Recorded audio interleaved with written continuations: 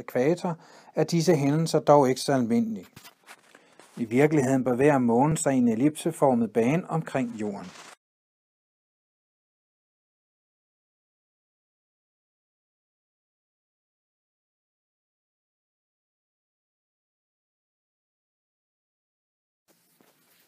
Ved nymåne kan månen gå ind foran solen og kaste en skygge på jorden.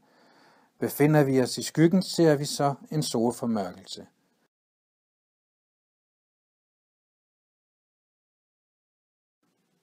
Ved position nærmest solen er der nymåne.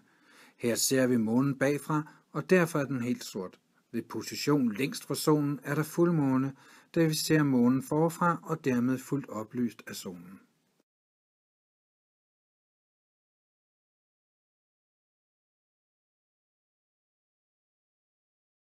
Ækvator er disse hændelser dog ikke så almindelige. I virkeligheden bevæger månen sig i en ellipseformet bane omkring jorden.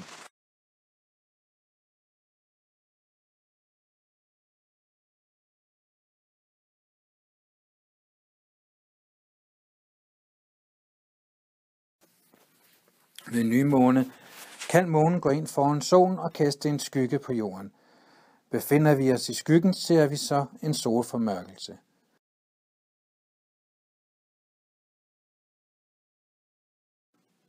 Ved position nærmest solen er der nymåne. Her ser vi månen bagfra, og derfor er den helt sort. Ved position længst fra solen er der fuldmåne, da vi ser månen forfra og dermed fuldt oplyst af solen.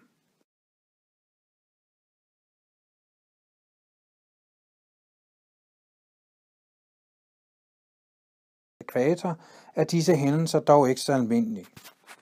I virkeligheden bevæger månen sig i en ellipseformet bane omkring jorden.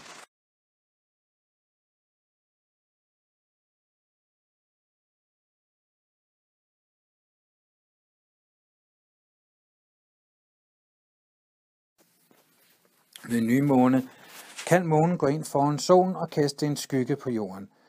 Befinder vi os i skyggen, ser vi så en solformørkelse.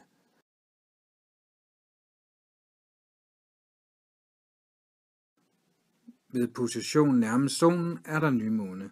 Her ser vi månen bagfra, og derfor er den helt sort. Ved position længst fra solen er der fuldmåne, da vi ser månen forfra og dermed fuldt oplyst af solen.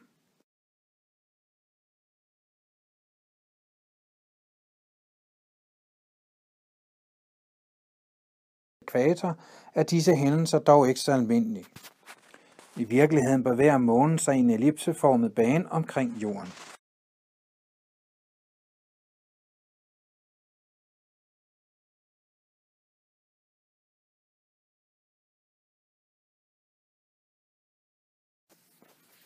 Ved nymåne kan månen gå ind foran solen og kaste en skygge på jorden. Befinder vi os i skyggen, ser vi så en solformørkelse.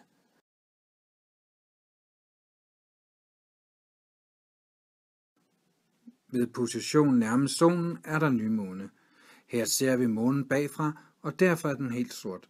Ved position længst fra solen er der fuldmåne, da vi ser månen forfra og dermed fuldt oplyst af solen.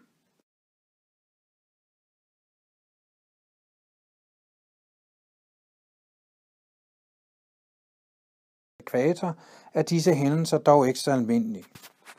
I virkeligheden bevæger månen sig i en ellipseformet bane omkring jorden.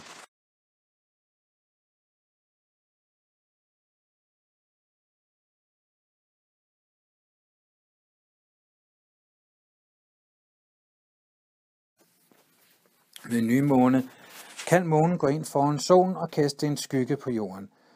Befinder vi os i skyggen, ser vi så en solformørkelse.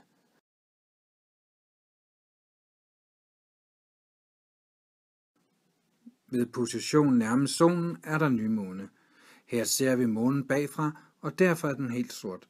Ved position længst fra solen er der fuldmåne, da vi ser månen forfra og dermed fuldt oplyst af solen.